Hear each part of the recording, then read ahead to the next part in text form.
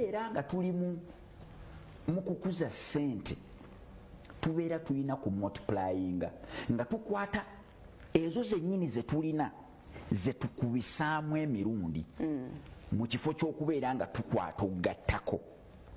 Kanku ekyokulabirako mu mirimu, bw'obeera employee ne bakuwa omusaala gw'oli mu addition, kubanga omwezi guno bakuwa akakadde, omwezi oguddako akakadde, olaba ojja ogattako buki, ogattako bugasi ki, kakadde.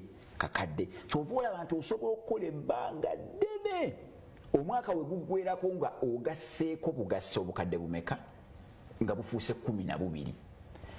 Naye ate omuntu ali mu kukubisaamu, tugambe atunda, olumala okutunda ebyakakadde ne biggwaawo ne bireeta 2, akwata ako kennyini 2 n'addamu n'akakubisaamu ne kagenda tugambe mu 1.5.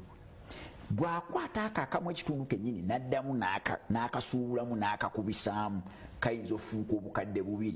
Kati ojja kulaba ng'abali mu kukubisa bo kiyinza obatwalira emyezi nga 7 nga bamaze okutuuka ku bukadde 12.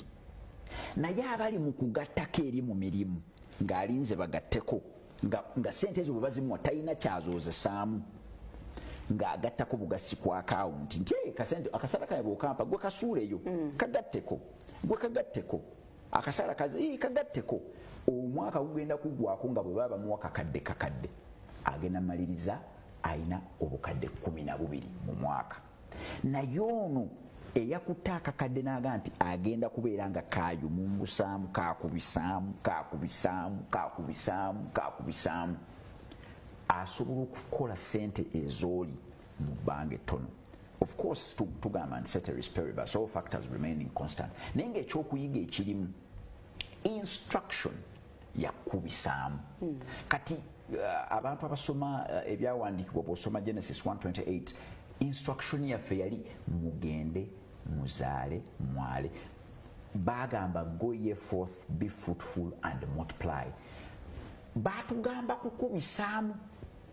Instruction eri mu Bible ya kukubisaamu, tugende tukubiseemu tubeere nga tuvaamu ebibala naye nga tukubisaamu.